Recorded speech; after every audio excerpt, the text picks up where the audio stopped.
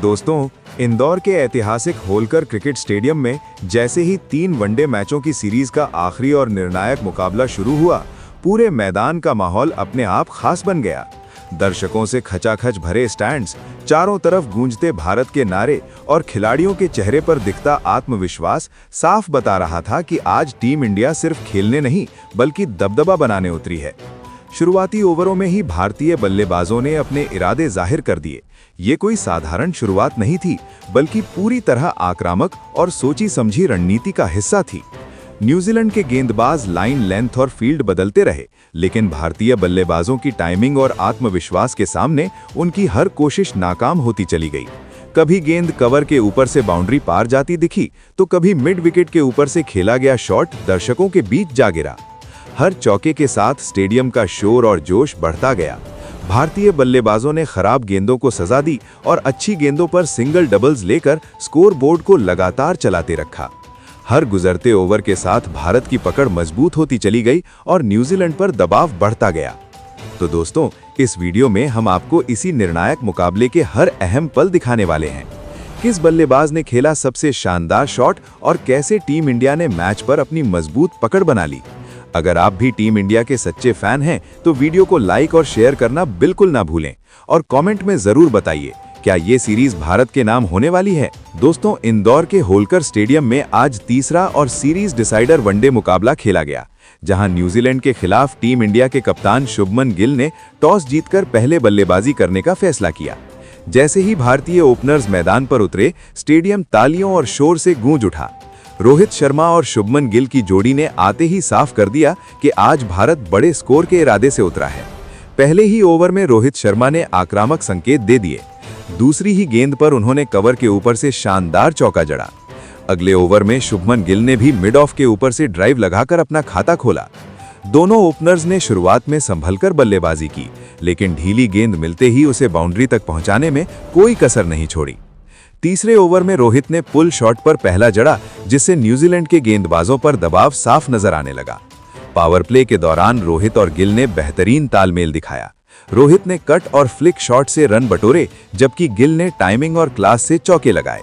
7वें over में गिल ने लगातार 2 चौके लगाकर रन गति को और तेज कर दिया। दोनों के बीच साझेदारी तेजी से आगे बढ़ी और भारत 10 ओवर में मजबूत स्थिति में पहुंच चुका था। हालांकि 12वें ओवर में भारत को पहला झटका लगा, जब रोहित शर्मा 58 रन बनाकर आउट हो गए। रोहित ने अपनी पारी में चौकों के साथ टीम को शानदार शुरुआत दी।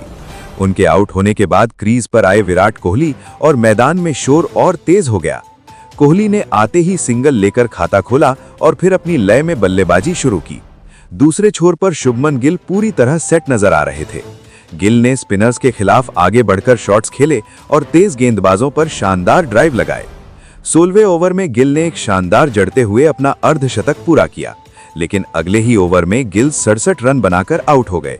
गिल की पारी ने भारत को मजबूत आधार दिया। अब क्रीज पर विराट कोहली और श्रेयस अय्यर मौजूद थे।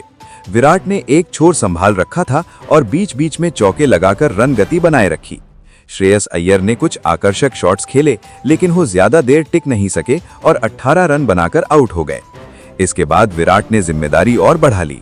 उन्होंने कवर ड्राइव और मिड विकेट के बीच शानदार चौके लगाए और दर्शकों को झूमने पर मजबूर कर दिया। विराट कोहली ने 63 रनों की क्लासिक पारी खेली, लेकिन दुर्भाग्यवश वो भी आउट हो गए। अब मैच के अहम मोड़ पर क्रीज पर आए केएल राहुल। राहुल ने शुरुआत में बिल्कुल भी जल्दबाजी नहीं की। उन्होंने सिंगल डबल से पारी को आगे बढ़ाया और गेंद को अच्छे से परखा। जैसे जैसे राहुल सेट होते गए, उनके शॉट्स में आत्मविश्वास झलकने लगा। 30वें ओवर के बाद राहुल ने गियर बदला। उन्होंने स्पिनर्स के खिलाफ लॉन्ग ऑन और मिड विकेट के ऊपर से आक्रामक शॉट्स लगाए।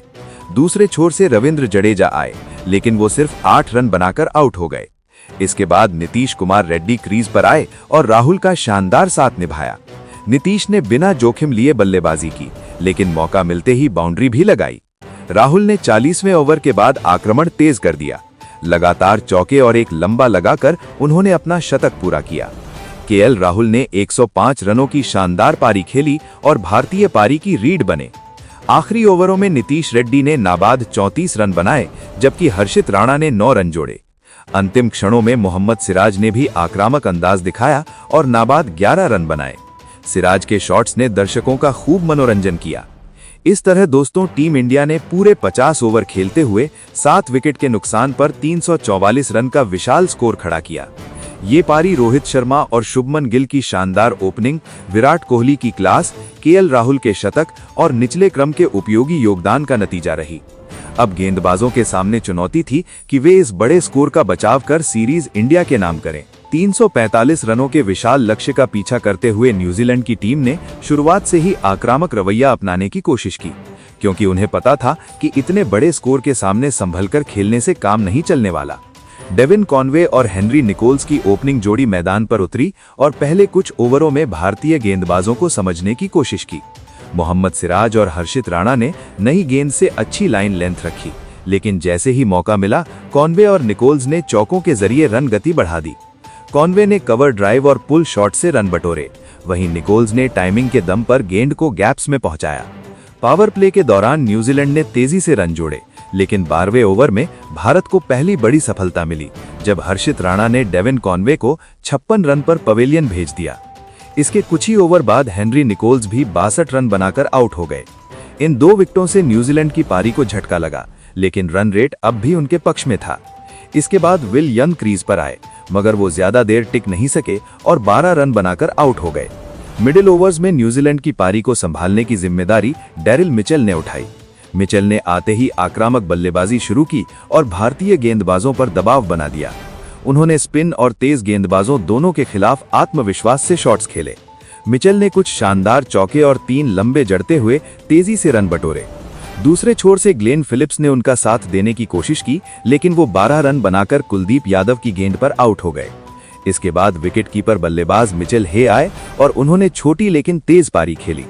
हे ने सिर्फ 13 गेंदों में 18 रन बनाकर रन रेट को बनाए रखा। हालांकि प्रसिद्ध कृष्णा ने उन्हें आउट कर भारत को राहत दिलाई। कप्तान माइकल ब्रेसवेल भी बड़ी पारी नहीं खेल सके और 16 रन बनाकर रन आउट हो गए। इस समय तक न्यूजीलैंड को जीत के लिए अभी भी काफी रन चाहिए थे और दबाव बढ़ने लगा था। आखिरी ओवरों में निचले क्रम के बल्लेबाजों ने संघर्ष किया। जैकरी फलक सिर्फ 1 रन बनाकर आउट हो गए, लेकिन क्रिश्चियन क्लार्क ने नाबाद रहते हुए 24 रन बनाए और कायल जेमिसन ने भी 8 रन जोड़कर टीम को 300 के पार पहुंचाया। डेरिल मिचेल ने शानदार 84 रनों की पारी खेली, लेकिन उन्हें दूसरे छोर से लगातार सहयोग नहीं मिला। भारतीय गेंदबाजों की बात करें तो मोहम्मद सिराज और हर्षित राणा ने 2-2 विकेट झटके, जबकि प्रसिद्ध कृष्णा ने भी अहम मौकों पर विकेट निकाले। कुलदीप यादव ने बीच के ओवरों में दबाव बनाए रखा। अंत में न्यूजीलैंड की टीम पूरे 50 ओवर खेलते हुए 8 विकेट के नुकसान पर 398 रन ही बना सकी। इस तरह 345 रनों के बड़े लक्ष्य का पीछा करते हुए न्यूजीलैंड ने पूरी कोशिश की, लेकिन भारत की सधी हुई गेंदबाजी और समय समय पर मिले विकेटों के चलते वे लक्ष्य से काफी दूर रह गए और मुकाबला भारत के पक्ष में चला गया। हमेशा से अनुशासन और फाइटिंग स्पिरिट के पक्षधर रहे हैं। कल के मैच में इन दोनों की कमी दिखी। एक्स्ट्रा रन्स का अपराध। एक वनडे मैच में बीच के ओवरों में खराब गेंदबाजी और खराब फील्डिंग किसी भी कोच के लिए बर्दाश्त से बाहर है। इसका मतलब है आपने विपक्षी को एक्स्ट्रा रन दिए और मौके दिए। गंभीर के लिए ये तकनीकी गलती नहीं बल्कि मानसिक आलस्य है। कैच टपकना। डेरिल मिचेल का कैच छोड़ना मैच का टर्निंग पॉइंट था। गंभीर का मानना है कि अंतर्राष्ट्रीय स्तर पर ऐसी लापरवाही के लिए कोई जगह नहीं है। मैंने तो पहले ही कहा था। गंभीर कुलदीप यादव और रविंद्र जडेजा को लेकर पहले से संशय में थे। उनका प्रदर्शन खराब रहने से गंभीर का गुस्सा और बढ़ गया है, क्योंकि उनकी रणनीति को नजरअंदाज किया गया था।